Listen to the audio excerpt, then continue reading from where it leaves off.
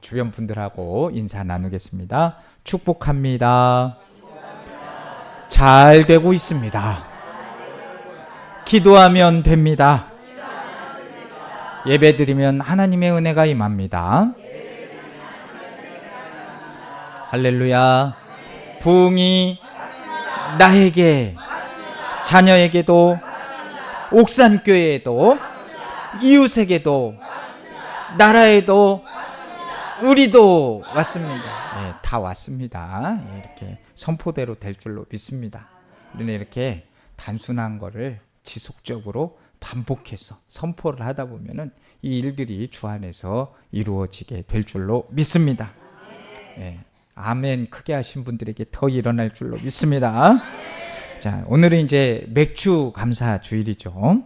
이스라엘 백성들에게 맥주절은 첫 열매를 하나님께 드리는 감사절기였어요. 이 출애굽 이후에 하나님께서 광야에서 먹이시고 입히시면서 이 약속의 땅까지 인도하신 은혜를 기억하기도 한 날이 바로 이 맥주절이었죠. 그래서 이 맥주절은 단순히 이 보리를 거둔 것을 감사하는 그런 절기가 아니라 하나님의 은혜를 기억하는 감사의 절기였습니다. 이 한국교회도 이러한 신앙을 이어받아서 7월 첫째 주일에 맥주 감사주일을 지키고 있는 겁니다. 이 한 해의 절반을 지나가면서 이 상반기를 돌아보면서 하나님께서 지금까지 우리를 어떻게 인도해 주셨는지를 기억하면서 감사하는 그런 날입니다. 자, 우리 2026년 한 해를 돌아봤을 때에 상반기에 많은 일들이 있었지요. 기쁜 일도 있었을 것이고요. 마음 아픈 일도 있었을 겁니다. 이 건강 때문에 어려움을 겪는 분도 있었고, 이 경제적인 문제로 마음을 졸였던 분도 있었을 겁니다. 이 자녀들과 자손들 때문에 기도하는 이런 부모님과 조부모님들도 있었을 것이고, 인간관계로 인해서 상처받았던 분들도 있었을 거예요. 그러나 분명한 사실은 우리가 오늘 또 하나님 앞에 나와서 왔습니다 했잖아요. 나오셔서 예배를 드리고 있다는 겁니다. 예배를 드리면 반드시 영과 육이 살아나게 되는 줄로 믿습니다. 여기까지 우리가 온 것은 우리의 능력이 아니라 하나님의 은혜였습니다. 헬렌 켈러는 내일이면 볼 수 없는 사람처럼 오늘 세상을 바라보라 말했습니다. 그러니까 내일도 바라볼 수 있을 것처럼 그렇게 하지 말고 오늘 세상을 마음껏 바라보라는 거예요. 근데 이 말은 무슨 말이냐? 그냥 일상을 당연한 것으로 여기지 말라는 거예요. 그 일상이 하나님께서 주시는 은혜이고 감사로 삶을 살아야 된다는 것이. 그래서 제가 항상 시키면서 지속적으로 반복시키면서 단순하게 하는 게 뭐예요? 아침에도, 한낮에도, 저녁에도, 매 순간 감사하는 거예요. 감사. 당연하게 여기는 일상이 사실은 하나님의 놀라운 선물임을 잊고 살면 안 되는 거. 숨 쉬는 거. 숨 쉬는 거.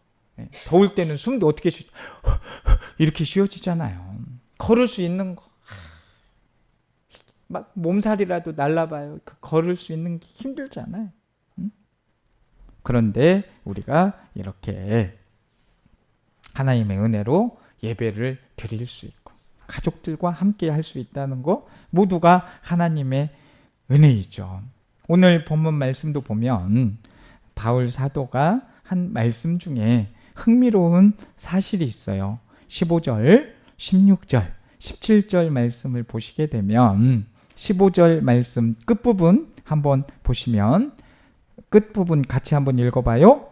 감사하는 자가 되라. 그렇게 말씀하고 있지요. 16절 말씀 보시면 끝부분 같이 읽습니다. 감사하는 마음으로 하나님을 찬양하고. 자, 17절 말씀 끝부분 같이 읽어봅니다. 하나님 아버지께 감사. 엄마야, 엄마야는 왜 나옵니까? 자, 15, 16, 17절에 다 뭐를 하라고 돼 있어요? 감사하라. 왜 이렇게 감사를 반복할까요? 감사는 신앙의 마지막 열매이기 때문에 그렇습니다. 그래서 오늘 말씀을 통해서 하나님께 기뻐하면서, 하나님을 기뻐하시면서 이제 하나님께 감사하는 성도들 되시기를 주님의 이름으로 축복합니다. 자, 15절 말씀 우리 한번, 말씀은 계속 읽어도 좋으니까 15절 말씀 한번 또 같이 읽어봐요. 시작. 그리스도의 평강이 너희 마음을 주장하게 하라. 너희는 평강을 위하여 한 몸으로 부르심을 받았나니 너희는 또한 감사하는 자가 되라. 자, 이 15절 말씀 보면 먼저 감사하는 자가 되라 이렇게 하지 않았잖아요. 감사 전에 뭐를 하라고 말하고 있나요? 그리스도의 평강이 마음을 주장하게 하라. 감사하는 자가 되라 전에 뭘 얘기해요? 너희 마음을 주장하게 하는데 너희 평강을 위해서 그렇게 하라는 거죠. 여기서 주장하다라는 말은 이 원어로 보게 되시면 원래 경기장에서 심판이 경기의 승패를 결정을 한다는 걸 의미하죠. 심판은 선수보다 앞에 나서지 않아요. 선수들이 경기는 합니다. 그러나 마지막 순간에 그 옳고 그름을 판단하는 최종 결정을 내리게 되죠. 바울은 그런 모습을 지금 언어로 설명하고 있는 겁니다. 우리의 마음 속에서도 날마다 수많은 생각과 감정이 막 오가죠. 염려와 믿음이 싸우죠. 두려움과 소망이 막 싸우죠. 감사와 불평이 끊임없이 마음속에서 자리를 잡으려고 이 감사의 마음과 불평의 마음, 소망과 두려움 막 이런 것들이 계속해서 자리를 잡으려고 차지하려고 싸운단 말이에요. 우리 성도님들은 이 두 마음이 싸우면 어떤 마음이 이기나요? 염려가 이겨요? 믿음이 이겨요? 소리가 좀 작네요. 자, 두려움이 이기나요? 소망이 이기나요? 감사가 이기시나요? 불평이 이기시나요? 그래서 이 끊임없이 싸우는데 우리는 믿음이, 소망이, 감사가 자리 잡기를 간절히 원해요. 마지막 결정을 무엇으로 내릴까? 이것을 우리가 결정해야 된다는 뜻인 겁니다. 우리 마음을 세상이 다스리게 하지 말고, 환경이 다스리게 하지 말고 그리스도의 평강이 판단하고 결정하게 하라, 이 말씀인 거예요. 그러니까 사람의 마음은 무엇이 지배하느냐에 따라서 그 마음에 어떤 것이 자리하느냐를 알 수 있는 거예요. 자, 염려가 마음을 지배하게 되면 뭐가 나올까요? 불평이 나오지 않겠습니까? 자, 욕심이 마음을 지배하면 만족이 있겠어요? 없겠어요? 없어요. 불만족이 나오게 돼요. 자, 두려움이 막 마음을 지배하면 어떻게 되겠어요? 미래가 불안한 거예요. 분노가 마음을 지배하면 자꾸 작은 일에도 상처를 주고받게 되는 겁니다. 그런데 그리스도의 평강이 마음을 다스리게 되면 같은 환경 속에서도 감사가 나오는 거예요. 그래서 무엇을 말하더라도 감사합니다. 감사합니다. 이것도 해봐야 돼요. 자, 표현하겠습니다. 감사합니다. 시작. 감사합니다. 리듬 타면서 감사합니다. 감사합니다. 할렐루야. 이렇게 감사가 자꾸 나오는 것이죠. 그래서 우리의 마음을 다스리는 분이 누구인지 이거를 점검하라고 말씀하죠. 예수님께서 십자가를 지시기 전에 제자들에게 마지막으로 남기신 선물이 무엇이었냐면 요한복음 14장 27절 말씀에 평안을 너에게 끼치노니 곧 나의 평안을 너희에게 주노라. 자, 예수님께서는 곧 십자가를 지셔야 했고 제자들은 흩어져야 했을 것이고 세상에는 큰 환란이 기다리고 있었어요. 그런데 예수님은 제자들에게 무엇을 약속한 겁니까? 평안을 약속하셨어요. 왜냐하면 예수님이 주시는 평안은 세상이 주는 평안과 전혀 같지 않기 때문에. 그래서 찬양에도 세상이 줄 수 없는 막 이런 찬양이 있잖아요. 예수님이 주시는 평안은 그렇게 참 평안입니다. 세상이 주는 평안처럼 문제가 있는 평안이 아니라 참 평안으로 인해서 전혀 염려 근심이 없죠. 이 예수님이 주시는 평안은 막 폭풍이 다 사라져갖고 평안한 것이 아니라 이 폭풍 한가운데에서도 주님께서 주시는 평안이 있기 때문에 그걸 누릴 수 있는 거예요. 무슨 환경이 바뀐 게 아니라 예수님이 함께 하신다고 하면 참 평안이 느껴지는 거예요. 그래서 우리는 어느 순간에도 이 예수님과 함께하는 평안이 있어야 될 줄로 압니다. 그러면 믿음의 사람은요, 현실보다 예수님을 더 크게 보는 거예요. 그래서 우리 항상 기도할 때에 이렇게 기도해요. 현실보다 주님이 더 크게 보이게 하여 주옵소서. 이런 기도를 드리는 것입니다. 감사는 형편이 좋아질 때 시작되는 게 아니에요. 그냥 주님이 느껴지기 시작하면 감사합니다가 절로 고백이 되어지는 것이죠. 눈에 해결되지 않은 문제가 있어도 남아 있어도 이 하나님께서 함께 하십니다. 이 임마누엘의 하나님이십니다. 이런 고백이 절로 나오게 됩니다. 그런 은혜가 느껴지면 감사가 나올까요? 나오지 않을까요? 감사가 절로 나오게 됩니다. 그래서 감사는 환경과 결과가 아니에요. 그리스도의 평강이 다스리는 마음. 그래서 그리스도의 평강이 너희 마음을 주장하게 하라. 이거 아주 중요한 말씀이에요. 무엇이 우리의 마음을 주장하게 하라? 그리스도의 평강이 너희 마음을 주장하게 하라. 그러면 너는 감사하는 자가 된다는 것입니다. 감사는 환경의 결과가 아니라 그리스도의 평강이 다스리는 마음에서 오는 그런 믿음의 열매임을 믿고 그 감사의 열매가 많이 맺히시기를 주님의 이름으로 축복합니다. 자, 그러면서 16절 말씀 또 같이 읽어봅니다.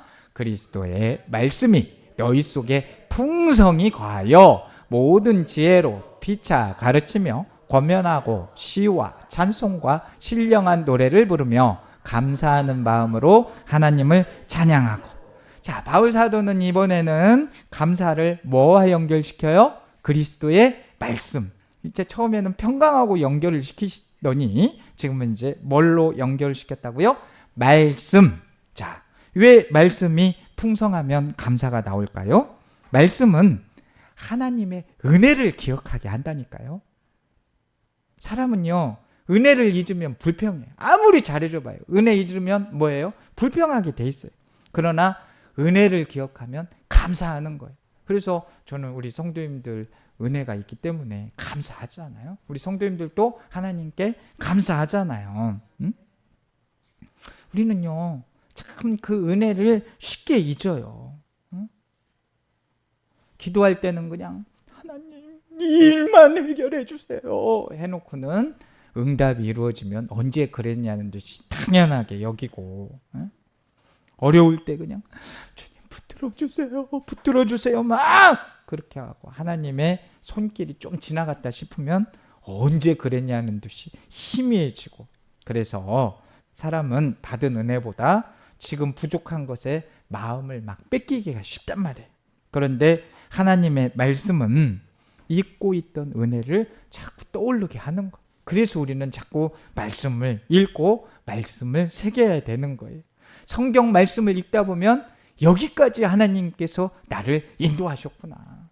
그래서 TV 볼 때는 잘 몰라요, 그런 게. 그러나 하나님의 말씀을 읽게 되면 어떻게 돼요? 하나님께서 여기까지 나를 인도하셨네.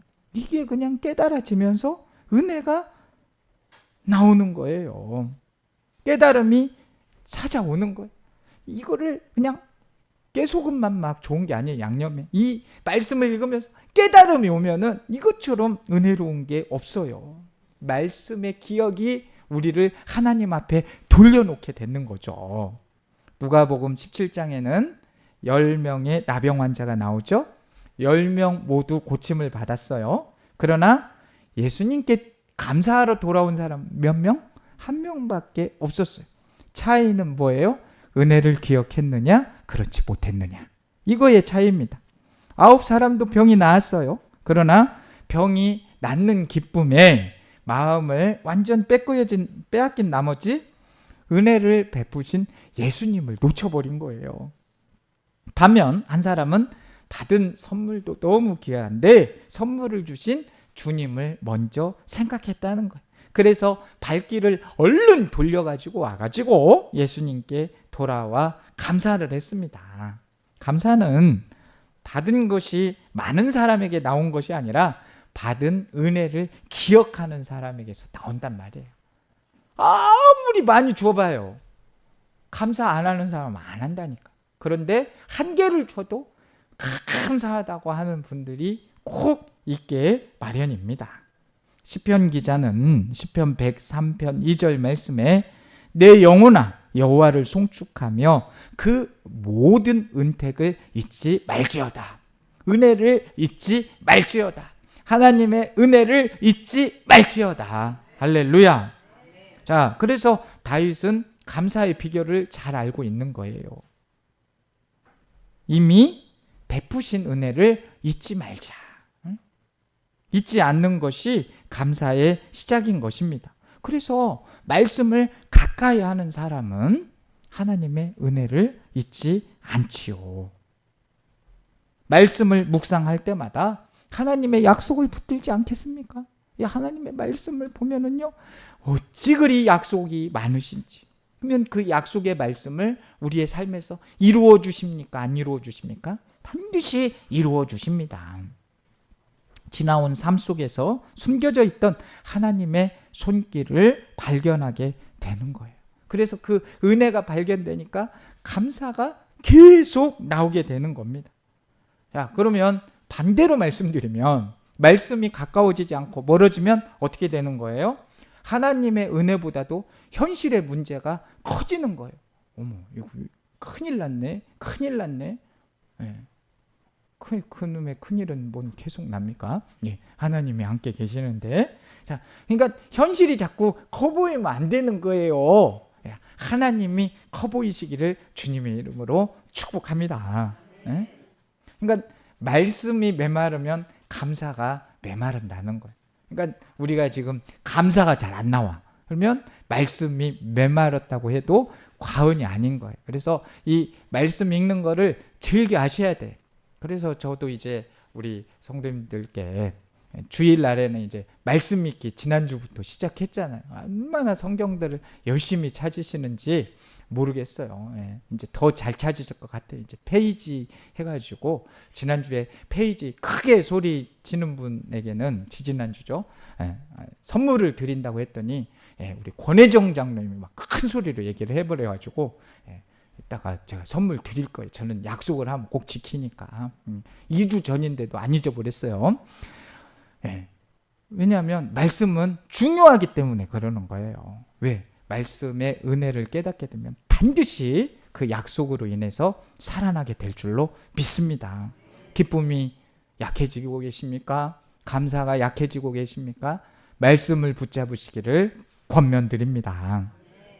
감사는 환경이 만들어내는 것이 아니라 말씀이 우리 감사를 길러주게 됩니다. 말씀이 우리 마음에 깊이 뿌리 내릴 수 있도록 하시기 바랍니다. 감사는 계절 안 타요. 뭐 봄이라고 하고 감사하고, 여름에는 더우니까 안 하고, 가을에는 선선하니까 감사하고, 겨울에는 너무 추우니까 감사 안 하고, 이게 계절 타지 마세요. 1년 365일. 그래서 제가 자꾸 얘기하는 거예요. 아침에도, 한낮에도, 저녁에도, 매일매일, 순간순간. 참 우리 성도님들은 좋겠어요. 감사만 하면 되니까. 저는 계속 생각해야 되는데.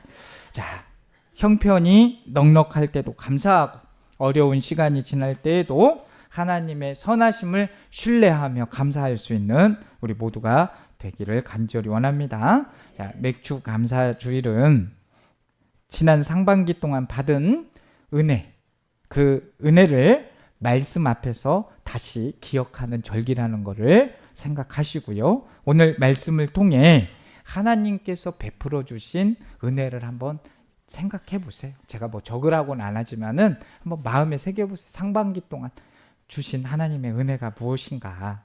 이 공급해 주신 은혜를 기억할 때마다 우리의 입술에서는 자연스럽게 감사의 찬양이 흘러나올 줄로 압니다.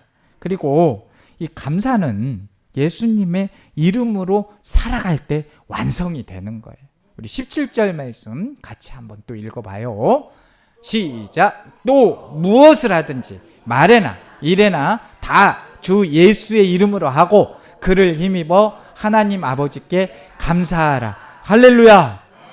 무엇을 하든지 말에나 일에나 다 무엇으로 하고 뭐를 힘입어서 그분을 힘입어서 하나님 아버지께 감사해라. 자, 바울은 무엇을 하든지라고 말하고 있어요. 감사는 예배 시간에만 하는 것이 아니에요. 주일 예배를 마치고 세상으로 돌아간 순간부터 우리의 감사는 시작이 되는 겁니다. 가정에서 가족을 섬기는 일도 감사하는 거예요. 피곤하다고. 불 누가 꺼야 돼요? 남편이 꺼야 돼요? 아내가 꺼야 돼요? 자식이 꺼야 돼요? 할아버지가 꺼야 돼요? 이렇게 정숙하시다니까. 그냥 보는 사람이 끄고 뭐 아무튼 여기는 그래도 참 이렇게 제가 참 목회는 잘하는 것 같아요. 본인들이 끈다고 하니까 다 자기들이 꺼야 상대방이 꺼야 된다고 하거든요. 서로 끈다고 하니까 너무 좋은. 자, 그렇게 무슨 일을 하든지 간에 그렇게 감사로 하는 거예요. 직장에서 맡은 일도 네가 해라 하면 거기서부터 힘이 들어지기 시작하니까. 자, 교회에서도 저 봉사는 박 목사님이 해야 되는데 목사님이 저걸 않고 왜 성도들 시키나 이러기 시작하면은 이게 어렵기 시작하다는 겁니다. 여러분, 우리가 행하는 모든 일들은 그거 내 힘으로 하려고 하면은요 힘들어서 못해요. 그런데 예수님의 이름으로 하면 즐겁다니까요. 근데 우리 옥산교회 성도님들 보시면은 교회에서 봉사하시는 거 보면 예수님의 이름으로 하니까 항상 얼굴에 웃음기가 가득한 거예요. 그러니까 이제 또 섬김 받는 분들은 또 그렇게 생각하세요. 아우, 저분들은 그냥 타고 났나 봐. 일하고 싶어가지고 봉사를 아예 하려고 마음을 먹고 탄다니까 저분들한테 다 맡기자. 아니요.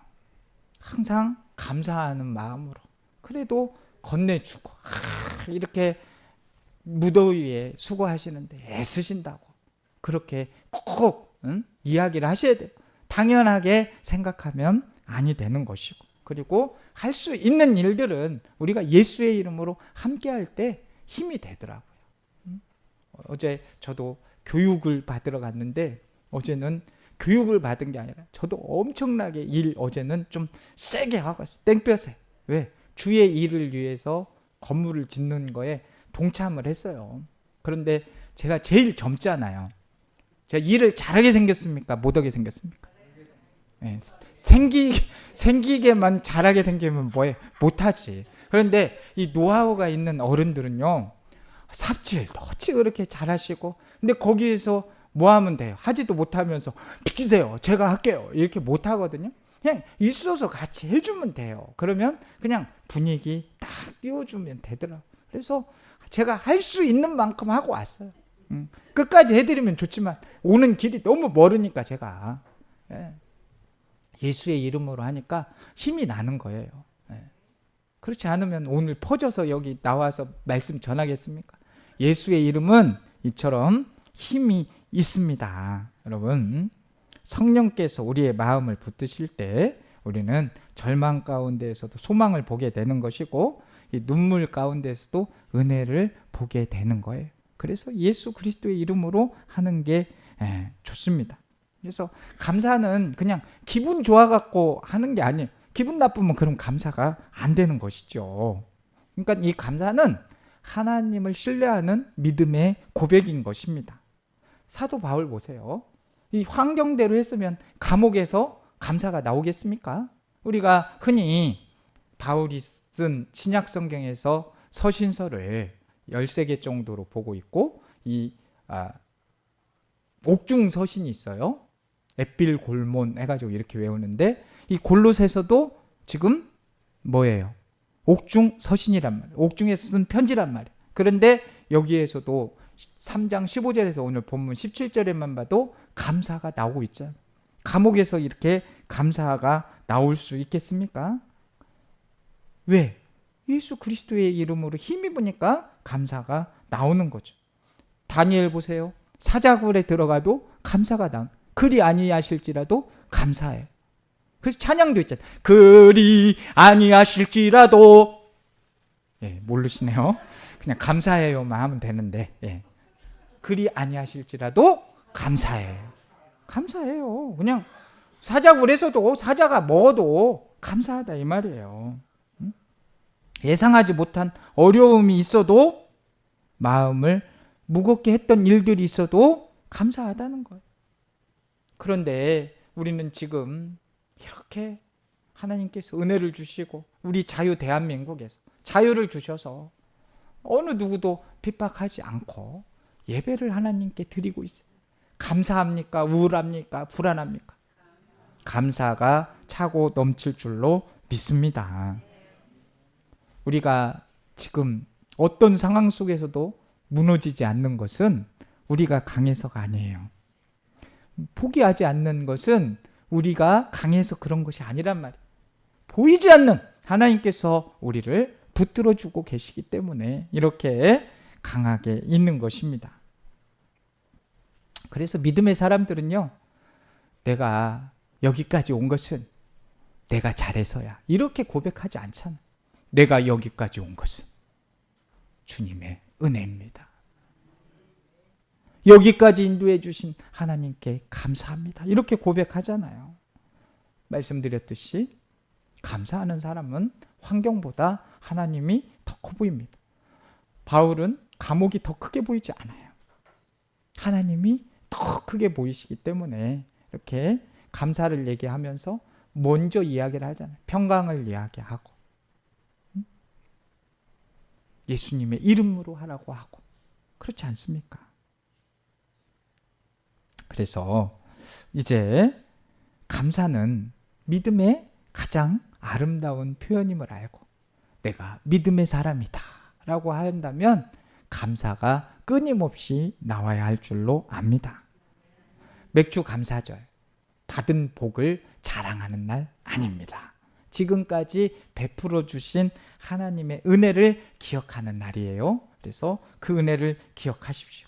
자, 오늘 바울은 우리에게 감사하는 사람이 되는 세 가지 길을 가르쳐 줬어요. 자, 먼저 뭐예요? 15절 다시 한번 말씀 보면서 잘 기억해 봐요. 자, 뭐였어요? 그리스도의 평강이 너희 마음을 다스리게 하십시오. 자, 이게 감사의 비결인 거예요. 그리스도의 평강의 마음이 나를 다스릴 때 감사가 되는 겁니다. 자, 두 번째 16절 그리스도의 말씀이 마음에 풍성하게 하면 되는 거예요. 그러면 감사하는 사람이 되는 거예요. 세 번째 17절 무슨 일을 하든지 말에나 일에나 다 무슨 일을 하든지 주 예수의 이름으로 하면 감사의 사람이 되는 거예요. 자, 그러니까 이 세 가지가 우리 삶을 사로잡을 때 감사는 억지로 만들어낸 습관이 아니구나. 말씀 안에 있어야 되는구나. 평강이 있어야 되는구나. 응? 말씀이 있어야 되고 평강이 있어야 되고 예수의 이름으로 모든 것을 해야 감사가 나오는 거구나라는 것을 알 수 있어요. 그러니 우리는 감사가 나오려면 하나님과 동행하는 사람이 돼야 되겠죠. 하나님과 동행하면 그 감사의 열매가 자연스럽게 맺히게 될 줄로 믿습니다. 자, 이제 상반기를 돌아보면서 우리가 부족한 것도 있었고 아쉬운 일도 있기는 하지만 우리는 여전히 아쉽고 부족해도 하나님을 떠나지 않았고 하나님은 항상 우리를 붙들고 계시다는 겁니다. 우리가 넘어져 있을 때도 손을 잡고 일으켜 주시고 또 눈물을 흘릴 때마다 내가 여기 있다. 슬퍼하지 말아라. 사랑하는 딸아, 아들아. 그리고 내가 너를 다시 일으켜 세워주겠다. 힘을 주시는 겁니다.